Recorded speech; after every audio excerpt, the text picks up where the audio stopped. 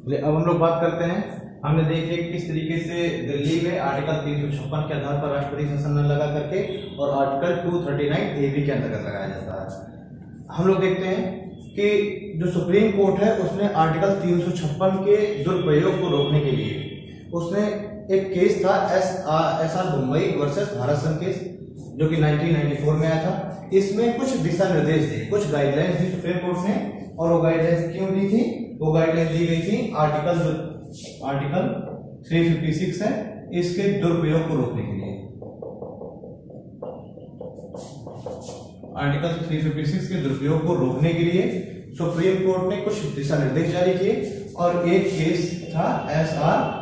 Bommai versus Bharat संघ 1994 का case था। इस केस के डिसीजन में सुप्रीम कोर्ट ने कुछ दिशा निर्देश जारी किए, और आइए हम लोग अब बात करते हैं कुछ दिशा निर्देश दोस्तों कौन कौन से थे, क्या क्या पॉइंट्स थे उसमें। एस.आर. बोम्मई केस को जो हम लोग बात करते हैं, देखिए पहला जो पॉइंट है इसमें पहले पॉइंट के अंतर्गत दोस्तों कहा गया सुप्रीम कोर्ट के द्वारा, सुप्रीम कोर्ट ने कहा कि राष्ट्रपति भी एक मानव ही है और मानव से गलती हो सकती है। राष्ट्रपति मानव है, ना कि भगवान है, ठीक है। तो मानव से गलती हो सकती है, और गलती के किन आधारों पर? अगर राष्ट्रपति दुर्भावना से प्रेरित होकर या फिर अतार्किक आधारों पर,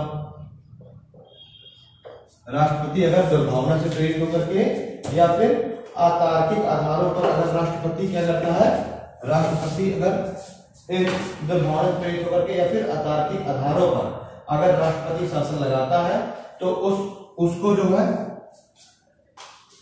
उसको क्या कर सकते हैं, उसको न्यायालय में चुनौती दी जा सकती है, यानी उसका जुडिशियल रिव्यू किया जा सकता है, ठीक है। यानी कि दो आधारों पर, एक अतार्किक आधार पर अगर राष्ट्रपति द्वारा राष्ट्रपति शासन लगाया जा रहा है या फिर दुर्भावना से प्रेरित होकर के, तो क्या किया जा सकता है, इसका जुडिशियल रिव्यू किया जा सकता है। इसका जुडिशियल रिव्यू दोस्तों किया जा सकता है, ठीक है। ये किसने कहा? सुप्रीम कोर्ट ने कहा, ठीक है।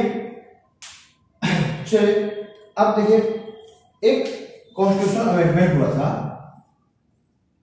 38th अमेंडमेंट हुआ था 1975 में। इस 38वें कॉन्स्टिट्यूशनल अमेंडमेंट 1975 के द्वारा जो तत्कालिक सरकार थी इंदिरा गांधी जी की, उसने संविधान में कुछ संशोधन कर दिए, और संविधान में संशोधन करके उसमें मेंशन कर दिया गया कि राष्ट्रपति का जो राष्ट्रपति शासन लगाने का जो अधिकार, जो उसकी पावर है, उसको किसी भी कोर्ट में चैलेंज नहीं किया जा सकता, यानी कि उसका जुडिशियल रिव्यू नहीं कराया जा सकता। ये किसमें किया गया था? ये 38वां जो कॉन्स्टिट्यूशनल अमेंडमेंट हुआ था 1975 में, उसमें ये बात कही गई थी। यानी क्या कहा गया था कि राष्ट्रपति के द्वारा जो आपातकाल लगाने की जो शक्ति है, उसमें किसी भी तरीके का जुडिशियल रिव्यू नहीं किया सकता था। और ये जो 38 जो अमेंडमेंट है दोस्तों, ये मेनली आर्टिकल 352 को ये परिवर्तित कर रहा था। ये जो है आर्टिकल 352 को क्या कर रहा था, मुख्य रूप से आर्टिकल 352 को चेंज कर रहा था, ठीक है। लेकिन जो 44वां संविधान संशोधन हुआ, जो 44th अमेंडमेंट हुआ 1978 का, इसमें मोरारजी देसाई की सरकार आई, और उसने क्या कहा, उसने जो कॉन्स्टिट्यूशन में अमेंडमेंट करके कह दिया कि राष्ट्रपति की जो ये आपातकाल लगाने की जो शक्ति है, इसका जुडिशियल रिव्यू किया जा सकता है, यानी कोर्ट में इसको चैलेंज किया जा सकता है, इसको प्रश्नगत किया जा सकता है, ठीक। लेकिन किन आधारों पर? आधार होने चाहिए दुर्भावना से प्रेरित होकर के, और अगर उसने अतार्किक आधारों पर लगाया है तो। अगर इन दो आधारों के अलावा कोई अन्य आधार है, तो राष्ट्रपति का जो ये अधिकार है, इसको जुडिशियल रिव्यू नहीं किया सकता, ठीक है। उससे प्रश्न नहीं पूछा सकता कि आपने आपातकाल की घोषणा क्यों की, आपने राष्ट्रपति शासन क्यों लगाया, ठीक है। तो इस कंडीशन में हमको 38वां अमेंडमेंट देखना है, जिस 38वें अमेंडमेंट से राष्ट्रपति के को जुडिशियल रिव्यू से बाहर रख दिया गया था, क्लियर है ना। लेकिन 44वें संविधान संशोधन द्वारा राष्ट्रपति को फिर से जुडिशियल रिव्यू के अंतर्गत शामिल कर लिया गया, ठीक। तो आपको 38वां संविधान संशोधन दोस्तों बहुत बढ़िया से ध्यान रखना है, कभी भी आपको पूछा जा सकता है। चलिए अब हम बात करते हैं एक दूसरा भी सुप्रीम कोर्ट के द्वारा। पहला पॉइंट तो ये कहा गया, एक दूसरा पॉइंट कहा गया, और उसमें कहा गया दूसरे पॉइंट में सुप्रीम कोर्ट ने कहा कि जब तक संसद के दोनों सदन प्रस्ताव पारित ना कर दें, किस बात का प्रस्ताव, कि राष्ट्रपति शासन को जो लगाने का, बढ़ाने का, आपातकाल को बढ़ाने का जो प्रस्ताव है, इसको जब तक दोनों सदन प्रस्ताव पारित करके प्रस्ताव को पारित ना कर दें, तब तक राज्यपाल के द्वारा कार्यपालिका को भंग नहीं किया जा सकता। ठीक है, यानी कि जब तक दोनों सदन, जब तक संसद प्रस्ताव पारित ना कर दे, तब तक कार्यपालिका भंग नहीं की जा सकती। पहले दोस्तों क्या होता था कि जैसे ही राष्ट्रपति शासन लगाया गया और राष्ट्रपति शासन लगाते ही तुरंत राज्यपाल क्या करता था, कार्यपालिका को बर्खास्त कर देता था, सरकार को बर्खास्त कर देता था, कार्यपालिका भंग कर देता था। ठीक है, और सारी शक्तियां उठा के सरकार को सौंप दी जाती थी। लेकिन अब जो है, जो 78th अमेंडमेंट हुआ, इसमें कुछ संशोधन किए गए। फिर एसआर बॉम्बई केस आया 1994 में। इसमें सुप्रीम कोर्ट ने क्या कहा कि भाई 2 महीने तक तो राष्ट्रपति शासन बिना प्रस्ताव पारित करे हुए भी लग सकता था। हमने अभी पीछे देखा हमने कि जब राष्ट्रपति शासन की घोषणा की जाएगी तब 2 महीने तक तो राष्ट्रपति शासन ऐसे ही लगा रहेगा, और 2 महीने के अंदर फिर संसद के दोनों सदन क्या करेंगे, प्रस्ताव पारित करेंगे, और फिर उसको 6 माह के लिए आगे बढ़ाया जाएगा, और अधिकतम 3 माह तक राष्ट्रपति शासन को बढ़ाया जा सकता है। तो इसमें सुप्रीम कोर्ट ने कहा कि देखिए 2 माह तक तो ऐसे ही जो है राष्ट्रपति शासन लगा रहेगा, तो इस दौरान राष्ट्रपति शासन भी रहेगा और कार्यपालिका भी रहेगी। ठीक है, दोनों शासक कार्य करेंगे। लेकिन 2 माह के अंदर अगर संसद प्रस्ताव पारित कर देती है, ठीक है, राष्ट्रपति शासन लगने का, तब तो कार्यपालिका को भंग कर दिया जाएगा। और अगर मान लीजिए प्रस्ताव पारित ही नहीं हो पाया, ठीक है, राष्ट्रपति शासन भी अगर हट गया, तो जो है कार्यपालिका भंग नहीं होगी। तो इसमें जो सुप्रीम कोर्ट ने क्या कहा कि जब तक प्रस्ताव पारित ना हो जाए तब तक कार्यपालिका को भंग नहीं किया जाएगा। क्लियर है ना?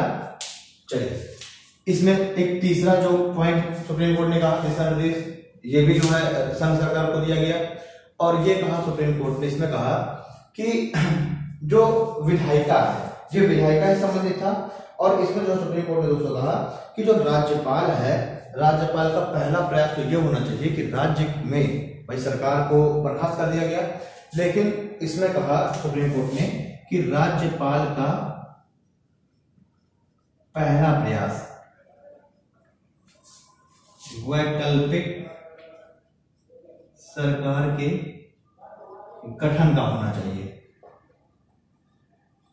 ठीक है, इसमें सुप्रीम कोर्ट ने क्या कहा कि भाई ऐसा नहीं कि राज्यपाल सीधे ही बर्खास्त कर दे, विधायिका को निलंबित कर दे। राज्यपाल का पहला प्रयास तो यह होना चाहिए कि वैकल्पिक सरकार का गठन हो जाए, यानी कि कोई दूसरी पार्टी या फिर कोई गठबंधन आकर के और सरकार का गठन कर ले। और अगर फिर भी मान लीजिए वैकल्पिक सरकार का गठन नहीं हो पा रहा, तब राज्यपाल क्या करेगा, विधायिका को भंग कर देगा। क्लियर है ना? मतलब कि सुप्रीम कोर्ट ने क्या कहा कि राज्यपाल का पहला प्रयास क्या होना चाहिए, वैकल्पिक सरकार के गठन का होना चाहिए। इसमें क्या कहा कि कार्यपालिका तब तक भंग नहीं हो सकती, सरकार तब तक बर्खास्त नहीं हो सकती जब तक कि संसद प्रस्ताव पारित न कर दे, यानी कि अधिकतम 2 माह का समय मिल जाएगा। ठीक है, चलिए अगला हम लोग बात करते हैं। इसमें सुप्रीम कोर्ट ने कहा कि राज्यपाल अपनी जो रिपोर्ट होम मिनिस्ट्री की जो राज्य विभाग उसको भेजता है, वो रिपोर्ट वस्तुनिष्ठ प्रकार की होनी चाहिए, यानी कि उसमें सारे आधारों का क्रमबद्ध जिक्र होना चाहिए, पॉइंट बना बना के कि भैया किस तरीके से, क्या वजह है कि राज्य में राष्ट्रपति शासन लगाया जाना चाहिए, संवैधानिक तंत्र की विफलता कैसे हो रही है। ठीक है, तो प्रत्येक बातों का क्या होना चाहिए, मतलब कि जो राज्यपाल की जो रिपोर्ट है वह वस्तुनिष्ठ प्रकार की होनी चाहिए। ठीक है, राज्यपाल की जो रिपोर्ट है, राज्यपाल अपनी रिपोर्ट जो भेजेगा वो कैसे होनी चाहिए, वस्तुनिष्ठ प्रकार की होनी चाहिए। एक 5वां इसमें पॉइंट और सुप्रीम कोर्ट ने ऐड किया। सुप्रीम कोर्ट ने कहा मान लीजिए कोई राज्य सरकार अल्पमत में है, ठीक है, कोई राज्य सरकार अल्पमत में आ गई है और वो बहुमत साबित करने का दावा कर रही है, वो कह रही है कि हम बहुमत साबित कर देंगे। तो इस आधार पर जो प्रक्रिया है, ठीक है, मान लीजिए अल्पमत में सरकार बहुमत साबित करने का दावा कर रही है, तो इसका जो परीक्षण है, ठीक है, इसको बहुमत साबित करने का जो परीक्षण है वो राज्यपाल भवन में ना होकर के कहां होगा, सदन में होगा। ठीक, यानी कि बहुमत साबित करने का परीक्षण राज्यपाल भवन में न होकर कहां होगा? सदन में होगा। ठीक, और इसी को दोस्तों फ्लोर टेस्ट का सिद्धांत कहा गया है। इसी को फ्लोर टेस्ट का सिद्धांत कहा गया है। कभी कभी आप लोग न्यूज वगैरह में सुना होगा फ्लोर टेस्ट कहते हैं, तो फ्लोर टेस्ट का सिद्धांत इसको कहा गया है। जब अल्पमत में आगे सरकार क्या करती है? बहुमत साबित करने का दावा करती है, तो इसी को फ्लोर टेस्ट का सिद्धांत कहा गया है। ठीक है, तो ये सुप्रीम कोर्ट के द्वारा कुछ क्या थे, कुछ जो है निर्देश, कुछ दिशा निर्देश दिए गए थे संघ सरकार को कि इन सभी आधारों के आधार पर क्या किया जाएगा? आर्टिकल 356 के प्रयोग को आर्टिकल 356 का प्रयोग किया जाएगा। चलिए, मतलब एक तरीके से सुप्रीम कोर्ट में संघ सरकार की जो मनमर्जी है उसको जो है उसको रोकने का प्रयास किया है, संघ सरकार की जो तानाशाही है इसको रोकने का प्रयास किया है। अब हम बात करते हैं आर्टिकल 360 की। हमने आर्टिकल 356 देख लिया अच्छे से। अब हम लोग बात करेंगे आर्टिकल 360 की। दोस्तों आर्टिकल 360 क्या है? इसको हम लोग कहते हैं वित्तीय आपातकाल, मीन्स की फाइनेंशियल इमरजेंसी। अब जो वित्तीय आपातकाल है ये कब लगाया जाता है? ये भी इमरजेंसी का प्रकार है। देखिए, वित्तीय आपातकाल लगाने के लिए हम लोग आधार की बात करते हैं। आधार, किन आधारों पर वित्तीय आपातकाल को लगाया जा सकता है?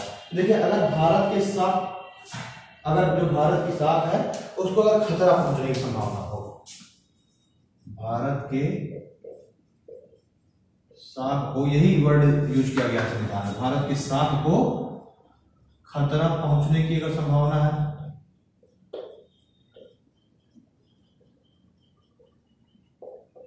अगर जो सरकार का ऐसा समाधान हो जाए, राष्ट्रपति का ऐसा समाधान हो जाए कि भारत की साख को खतरा पहुंचने की संभावना है, भारत की साख को खतरा पहुंच सकता है, तो राष्ट्रपति क्या करेगा? वित्तीय आपातकाल घोषित कर देगा। ठीक है, इसमें कुछ पॉइंट्स देखेंगे। जैसे अगर मान लीजिए भारत की जो अर्थव्यवस्था है, भारत की जो अर्थव्यवस्था है, अर्थव्यवस्था बिगड़ रही हो। ठीक है, अगर भारत की जो अर्थव्यवस्था है वो बिगड़ रही हो, या अर्थव्यवस्था पर किसी प्रकार का अगर संकट दिखाई दे रहा हो। देखिए, आर्टिकल 1991 में क्या हुआ था कि थोड़ी अर्थव्यवस्था हमारी काफी बिगड़ गई थी। ठीक, ऐसा लग रहा था कि वित्तीय आपातकाल लगाने की, वित्तीय आपातकाल को लगाया जा सकता है, पर फिर भी वित्तीय आपातकाल उस समय नहीं लगाया गया था और स्थितियां किसी तरीके से सुधर रही थी। अगला पॉइंट क्या है? अगर जो व्यापारिक संतुलन है, अगर व्यापारिक संतुलन अगर बिगड़ जाए, एक तो अगर अर्थव्यवस्था बिगड़ जाए भारत की, बिल्कुल अर्थव्यवस्था बिल्कुल चरमरा जाए। ठीक है, इंडियन रुपया की वैल्यू बहुत ज्यादा गिर जाए। दूसरा, अगर व्यापारिक संतुलन बिगड़ जाए, मतलब कि हमारा जो आयात है वो बहुत अधिक हो जाए और निर्यात बहुत कम हो जाए, यानी आयात और निर्यात के बीच का जो डिफरेंस है बहुत ज्यादा हो जाए, हम बहुत अधिक आयात करने लग जाए और निर्यात बहुत कम करें, तो क्या हो जाएगा? जो ट्रेड बैलेंस है, जो व्यापारिक संतुलन है, वो क्या हो जाएगा? वो बिगड़ जाएगा। और इस कंडीशन में क्या होगी? हमारी जो अर्थव्यवस्था है वो भी बिगड़ जाएगी। ठीक है, जो हमारी फॉरेन करेंसी है वो ज्यादा खर्च होगी और फॉरेन करेंसी का जो स्टॉक है वो कम हो जाएगा। तो उस कंडीशन में, यानी कि अगर फॉरेन करेंसी का स्टॉक अगर बिल्कुल से कम हो जा रहा है, तो क्या होगा? उस कंडीशन में वित्तीय आपातकाल लगने की संभावना प्रबल हो जाएगी। ठीक है, चलिए अब देखिए इसकी प्रक्रिया क्या है। प्रक्रिया क्या है? देखिए, राष्ट्रपति वैसे ही मंत्रिपरिषद की सलाह पर वित्तीय आपातकाल की उद्घोषणा जारी कर देगा, जैसे कि हमेशा मंत्रिपरिषद की सलाह पर राष्ट्रपति कार्य करता ही है। तो राष्ट्रपति क्या करेगा? मंत्रिपरिषद की सलाह पर राष्ट्रपति वित्तीय आपातकाल की उद्घोषणा जारी कर देगा, और ये उद्घोषणा सिर्फ मंत्रिपरिषद की सलाह पर कितने समय तक रह सकती है? 2 माह तक। ठीक, मतलब कि राष्ट्रपति क्या करेगा? मंत्रिपरिषद की सलाह पर वित्तीय आपातकाल की घोषणा जारी कर देगा और 2 माह के भीतर संसद से प्रस्ताव पारित कराना होगा।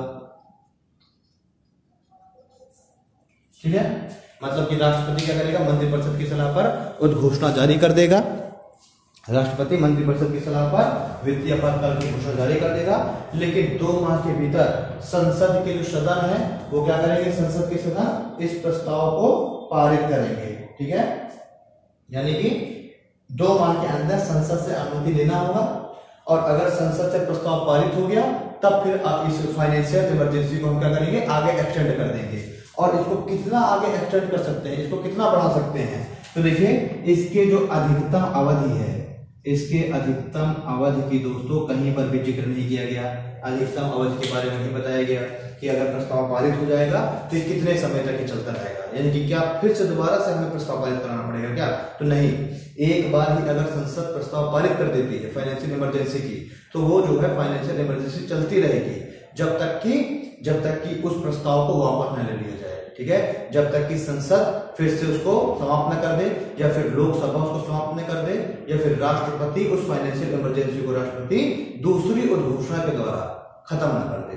ठीक है, तो ये प्रस्ताव क्या होगा, चलता रहेगा, यानी कि अधिकतम अवधि के बारे में, फाइनेंशियल इमरजेंसी की अधिकतम अवधि के बारे में दोस्तों कहीं पर भी बात नहीं की गई। अब हम लोग बात करेंगे इसके प्रभाव क्या पड़ेंगे। अब हमें देखिए, हमने प्रक्रिया देखी, कुछ वैसे ही मिलती जुलती प्रक्रिया है, इसमें भी इसकी भी प्रक्रिया कुछ वैसे ही मिलती जुलती है। अगर 2 माह के भीतर लोकसभा भंग हो जा रही है तो राज्यसभा प्रस्ताव पारित करके उसको कंटिन्यू कर देगी, और जैसे ही नई लोकसभा का पुनर्गठन होगा तो 30 दिन के भीतर नई लोकसभा इस प्रस्ताव को पारित करेगी, और अगर पारित नहीं हो पाता 30 दिन के भीतर, तो फिर ये फाइनेंशियल इमरजेंसी का जो प्रस्ताव है, जो ये घोषणा है, ये अपने आप ही समाप्त हो जाएगी। ठीक है, तो ये सारी प्रक्रिया लगभग उसी तरीके की है।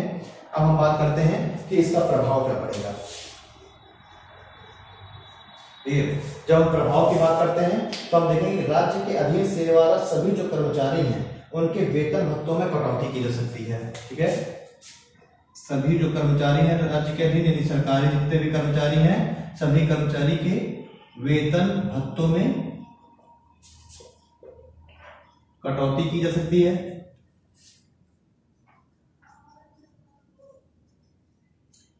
सिर्फ राष्ट्रपति व राज्यपाल को छोड़कर,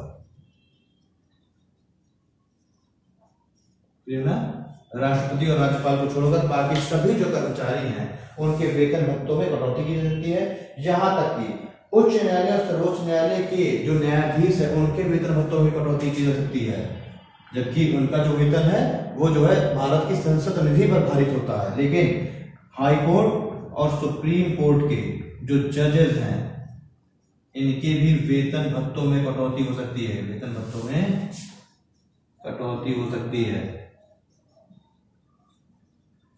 ठीक है, हाई कोर्ट और सुप्रीम कोर्ट के जजेस के वेतन भत्तों में कटौती हो सकती है। साथ ही साथ तीसरा पॉइंट क्या है, राज्य द्वारा पारित किए जाने वाले सभी धन विधेयक और वित्त विधेयक उनको राष्ट्रपति के लिए आरक्षित किया जा सकता है। ठीक है, देखिए जो राज्य है, राज्य के द्वारा पारित जो धन विधेयक है, जो वित्त विधेयक है, वो क्या हो जाएंगे, वो राष्ट्रपति के लिए आरक्षित कर दिए जाएंगे। यानी कि अब राज्य कोई भी धन विधेयक नहीं ला सकती, ना ही कोई वित्त विधेयक ला सकती, ना ही मतलब बजट जो है, ना ही राज्य क्या है बजट पेश कर सकती। अब ये सारे के सारे अधिकार कहाँ चले जाएंगे, सारे के सारे अधिकार चले जाएंगे सेंट्रल गवर्नमेंट के पास, यानी राज्य के धन विधेयक, वित्त विधेयक, ये सारे अधिकार कहां ट्रांसफर हो जाएंगे, संघ सरकार को। ठीक है, यानी राज्यों के वित्त संबंधी सारे अधिकारों को क्या कर दिया जाएगा, छीन लिया जाएगा, और ये राष्ट्रपति के लिए आरक्षित हो जाएंगे। ठीक है, और ये कितने आरक्षित हो जाएंगे, राष्ट्रपति के लिए ये आरक्षित हो जाएंगे। अब हम बात करते हैं कि क्या वित्तीय आपातकाल को कभी भी लगाया गया है, कितनी बार लगाया गया है। तो देखिए आज तक वित्तीय आपातकाल को कभी भी नहीं लगाया गया, कभी भी नहीं लगाया गया। ठीक, एक बार 1991 में परिस्थिति उत्पन्न हुई थी कि लग रहा था वित्तीय आपातकाल लगाया जा सकता है, लेकिन वित्तीय आपातकाल को फिर भी लगाया नहीं गया। ठीक है, चलिए कुछ दोस्तों हम लोग कुछ संविधान संशोधनों की बात कर लेंगे। काफी महत्वपूर्ण संविधान संशोधन है, जैसे कि 38th जो अमेंडमेंट है 1975 का, कुछ महत्वपूर्ण संविधान संशोधन है, जैसे कि 38वां संविधान संशोधन। इस 38वें संविधान संशोधन ने मेनली क्या किया था, आर्टिकल 352 को चेंज किया था। मेनली आर्टिकल 352 को चेंज किया, ठीक है। 38 ने क्या किया था, मेनली आर्टिकल 352 को चेंज किया। इस 38वें संविधान संशोधन से पहले राष्ट्रपति के जो कार्य थे, ये आपातकाल लगाने संबंधी जो राष्ट्रपति के कार्य हैं, इनका जुडिशियल रिव्यू हो सकता था। यानी कि 1975 से पहले जो हमारा मूल संविधान था उसमें ये प्रोसेस डाला गया था, प्रावधान डाला गया था कि राष्ट्रपति के लिए आपातकाल लगाने संबंधी जो कार्य है इनका जुडिशियल रिव्यू किया जा सकता है, इनको कोर्ट में चैलेंज किया जा सकता है। लेकिन 38वें संविधान संशोधन से ये सारी चीजें समाप्त कर दी गई। कह दिया गया कि अब राष्ट्रपति का जो आपातकाल संबंधी जो कार्य है उन पर किसी भी प्रकार का कोई भी जुडिशियल रिव्यू नहीं किया जा सकता, ठीक है। लेकिन इसको क्या किया गया, इसको 44वें अमेंडमेंट के द्वारा इसको समाप्त कर दिया गया, इसको निरसित कर दिया गया। 38वें संविधान संशोधन को 44वें के द्वारा क्या कर दिया गया, समाप्त कर दिया गया, अंडू कर दिया गया। चलिए अब हम देखेंगे, चलिए एक तो देखिए ये हो गया, और एक मिनर्वा मिल्स केस आया था। मिनर्वा मिल्स केस, ये 44वें संविधान संशोधन और मिनर्वा मिल्स केस, इन दो केसों के द्वारा जो 38वां संविधान संशोधन है इसको समाप्त घोषित कर दिया गया। अब हम बात करेंगे 39वें अमेंडमेंट की। देख अब हम बात करेंगे 39वें अमेंडमेंट की। देखिए 39वें अमेंडमेंट में क्या हुआ, ये देखिए 39वां अमेंडमेंट दोस्तों उस समय लाया गया था जब इंदिरा गांधी जी के ऊपर इलाहाबाद हाईकोर्ट में केस चल रहा था। और केस किस बात का चल रहा था कि इंदिरा गांधी जी के ऊपर एक केस या एक जो है वो लगाया गया था, दोषारोपण किया गया था कि उन्होंने जो उस समय का इलेक्शन थे उस इलेक्शन में उन्होंने क्या किया था, कुछ जो घपलेबाजी की थी या संवैधानिक तरीके से इलेक्शन नहीं लड़े थे, ठीक। तो इंदिरा गांधी जी के ऊपर इलाहाबाद हाईकोर्ट में केस चल रहा था। कल के क्लास में हम लोगों ने बात किया था कि फिर उसको क्या हुआ था कि उन्होंने सुप्रीम कोर्ट में याचिका दायर की थी और सुप्रीम कोर्ट से उनको स्टे मिल गया था, और उसी के बाद इंदिरा गांधी जी ने तुरंत क्या किया था, आपातकाल घोषित कर दिया था, ठीक। तो देखिए ये जो 39वां जो अमेंडमेंट इंदिरा गांधी की सरकार ने किया वो किया था इनके ऊपर जो इलेक्शन संबंधी जो केस चल रहे थे ना, इलेक्शन संबंधी जो केस चल रहे थे, जो मुकदमा चल रहा था, इन मुकदमों को समाप्त करने के लिए, ठीक। यानी कि इन्होंने अपने मुकदमों को हाई कोर्ट से समाप्त कराने के लिए जो इलेक्शन से संबंधित, जो इलेक्शन में करप्ट जो प्रोसीजर से संबंधित जो मुकदमा चल रहा था, ठीक है ना, उस पूरे के पूरे मुकदमे को समाप्त कराने के लिए इंदिरा गांधी जी ने क्या किया, 39वां संविधान संशोधन ही करा दिया। और इस संविधान संशोधन के द्वारा यह प्रावधान हो गया कि राष्ट्रपति के इलेक्शन में, ठीक है, प्रधान राष्ट्रपति के इलेक्शन में, उपराष्ट्रपति के इलेक्शन में, पीएम के इलेक्शन में और लोकसभा के स्पीकर का जो इलेक्शन है, इन चारों के इलेक्शन संबंधित अगर कोई डिस्प्यूट होता है, कोई भी अगर किसी भी तरीके का अगर कोई भी समस्या आती है तो उसकी सुप्रीम कोर्ट, उसका जो है सुप्रीम कोर्ट क्या जुडिशियल रिव्यू नहीं कर सकता, ठीक है इसमें, ठीक। यानी कि अगर इन चारों के इलेक्शन से संबंधित कोई भी डिस्प्यूट अगर आ रहा है तो इससे जो है, इसके संबंध में जो सुप्रीम कोर्ट है, जो कोर्ट है, वो किसी भी तरीके का प्रश्न नहीं कर सकती, ठीक। यानी कि इन चारों के इलेक्शन से भाई, क्योंकि पीएम के इलेक्शन, राष्ट्र जो इंदिरा गांधी जी हैं तो प्राइम मिनिस्टर के इलेक्शन के लिए ही, लोकसभा के इलेक्शन के लिए ही उनके ऊपर केस चल रहा था कि उन्होंने गलत आधारों को के आधार पर चुनाव लड़ा है। तो इन्होंने क्या किया, सीधे सीधे संविधान में संशोधन ही करा दिया और कह दिया कि राष्ट्रपति, उपराष्ट्रपति, पीएम और स्पीकर, इनके चुनाव से संबंधित अगर कोई भी डिस्प्यूट है तो उसके संबंध में कोर्ट किसी भी तरीके का हस्तक्षेप नहीं करेगी, कोर्ट हस्तक्षेप नहीं करेगी, ठीक है। कितनी बड़ी बात है कि इन्होंने अपने मुकदमे को खत्म करने के लिए ही सीधे सीधे उन्होंने अमेंडमेंट ही कर डाला। लेकिन इस अमेंडमेंट को भी 44वें संविधान संशोधन के द्वारा क्या कर दिया गया, समाप्त घोषित कर दिया गया, ठीक है। चलिए अब हम बात करते हैं 42वें संविधान संशोधन की, 44th अमेंडमेंट की। देखिए दोस्तों जो 42वां संविधान संशोधन, देखिए जो 42वां दोस्तों संविधान संशोधन हुआ था, बहुत ही बड़ा, बहुत ही व्यापक संविधान संशोधन हुआ था।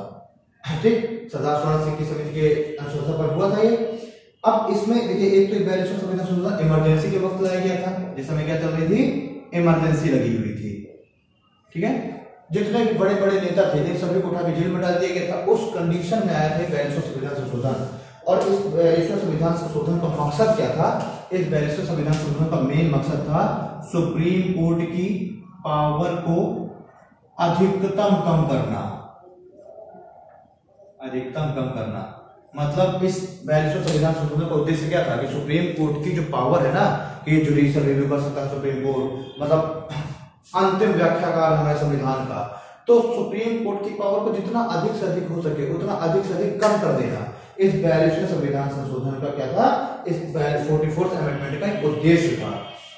ठीक है, चलिए, और इसमें यह भी कहा गया 42वें संविधान संशोधन में एक पॉइंट और था कि जो संसद के द्वारा अगर कोई अमेंडमेंट किया जा रहा है, ठीक है, इसमें क्या कहा गया कि संसद अगर कोई भी संशोधन कर रही है, संविधान में संसद कोई भी संशोधन कर रही है, तो इस संशोधन का भी जुडिशियल रिव्यू नहीं हो सकता। इस संशोधन को भी कोर्ट में, ठीक है, इस संशोधन को भी कोर्ट में जो है नहीं लेके जाया जा सकता।